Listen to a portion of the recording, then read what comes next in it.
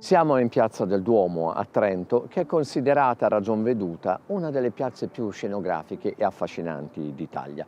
Basta dare uno sguardo d'insieme per rendersi conto della presenza di stili diversi che bene convivono fra loro. Nella parte meridionale abbiamo il romanico con la cattedrale di San Vigilio, con il palazzo pretorio e con la torre civica. Abbiamo poi il pieno rinascimento, con le due case affrescate che chiudono il lato nord e che costituiscono una splendida testimonianza di quella che nel Cinquecento fu la città dipinta. Ed infine abbiamo il barocco con la imponente fontana del Nettuno, il cui tridente, secondo un'antica tradizione, richiamerebbe il nome della città di Trento con le sue tre colline. Ma l'elemento centrale della piazza, quello che più di tutti sa catturare lo sguardo di chi giunge nel cuore del centro storico della città, è sicuramente la cattedrale di San Vigilio.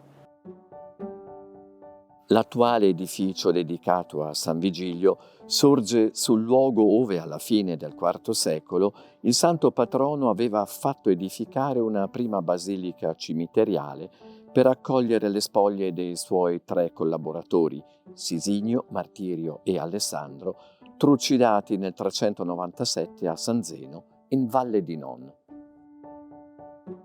Fu del principe vescovo Federico Vanga la decisione nel 1212 di sostituire la antica basilica vigiliana con un nuovo edificio sul modello delle grandi chiese europee.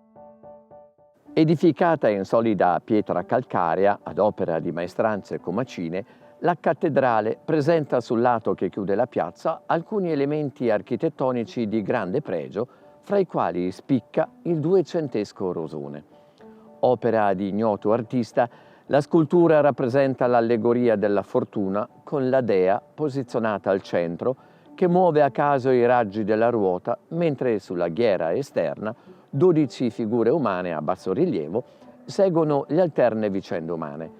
Al vertice si trova il fortunato che per celebrare il suo momento propizio brinda con 2 coppe di vino che stringe nelle mani. Sulla parte sinistra alcuni personaggi precipitano a capofitto verso la malasorte, mentre sul lato opposto tentano di salire per raggiungere l'apice. Sempre sul transetto nord si possono notare alcune scanalature nella pietra che si riferiscono alle antiche misure trentine qui incise per evitare imbrogli da parte dei mercanti quando nel Medioevo nella piazza si teneva il mercato. Su questo altare marmoreo un tempo venivano deposti al cospetto di una statua della Vergine i corpi degli sventurati che morivano annegati nel fiume Adige per il loro riconoscimento.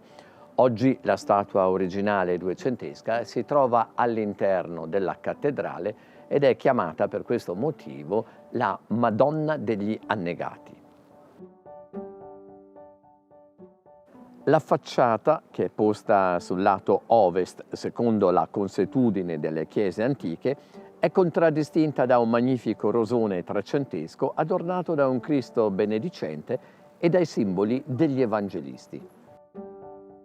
Particolarmente elegante e ricca di simbolismo teologico la zona absidale, dove troviamo riferimenti a Cristo nelle colonne annodate, nei grifoni e nel placido leone che domina dall'alto il protiro. Entrando nel Tempio Sacro si è colti da un inaspettato cambiamento del linguaggio architettonico, un linguaggio che ci parla della transizione fra il romanico e il gotico. Se infatti esternamente la cattedrale è dominata da una linea orizzontale, lo spazio interno è dominato da un sorprendente verticalismo, un verticalismo che ci rimanda appunto allo stile gotico. Di notevole effetto scenografico, il grande altare barocco fu realizzato sul modello di quello del Bernini in San Pietro a Roma per adempiere ad un voto solenne rivolto dai trentini al patrono Vigilio, durante l'assedio dei francesi del 1703. Al centro della mensa le reliquie del santo. Le colonne tortili sono state realizzate con pregiati marmi africani. Imponente il ciborio che al centro esibisce l'aquila della città per testimoniarne la committenza. Le pareti della chiesa conservano ancora oggi un numero ragguardevole di affreschi originali del XIV e XV secolo.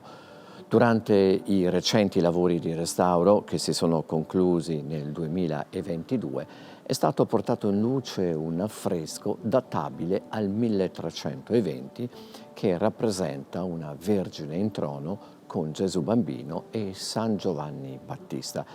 L'affresco era in precedenza coperto dal monumento funebre del principe vescovo Bernardo Claes e che ora è stato spostato nel suo luogo originale dove si trovava fino all'Ottocento sulla parete meridionale. Di notevole interesse e pregio artistico l'affresco trecentesco che rappresenta la leggenda medievale di San Giuliano l'Ospitaliere. In 8 episodi senza soluzione di continuità, Giuliano vaga per città e foreste cercando inutilmente però di sfuggire al proprio destino, che è quello di uccidere i propri genitori come gli era stato profetizzato il giorno della sua nascita. Gli affreschi sottostanti sono di pittori diversi e rappresentano il martirio di San Giovanni Battista, una Madonna del Latte, Cristo in mandorla, il matrimonio mistico di Santa Caterina, la Natività ed una Dormizio della Vergine. Questi ultimi 2 affreschi sono di scuola giottesca. Ma le pietre della cattedrale non sono soltanto architettura, esse sono intrise di storia e di sacralità. E a proposito di storia, va ricordato che ci troviamo all'interno della chiesa che è stata la sede ufficiale del famoso Concilio di Trento, che ha posto per 18 lunghi anni, dal 1545 al 1563, la nostra piccola città all'attenzione di tutto il mondo cristiano. E a ricordarci di questo importantissimo e famoso evento, ecco il crocifisso davanti al quale sono stati approvati tutti i decreti conciliari. Ed è stato proprio per dare una degna collocazione a questa scultura di Sixtus Frei che alla fine del 1600 il principe vescovo Francesco Alberti Poia decide di edificare la cappella barocca che vediamo. La decorazione di questo spazio sacro si sviluppa tutta attorno all'opera salvifica di Cristo. In alto la tentazione di Adamo ed Eva e sulle pareti 2 grandi tele di Carlo Lot che rappresentano la Natività e la Resurrezione. La cattedrale di San Vigilio ci riserva naturalmente molte altre curiosità che potranno essere scoperte soltanto con una visita sul posto. Arrivederci dunque a Trento.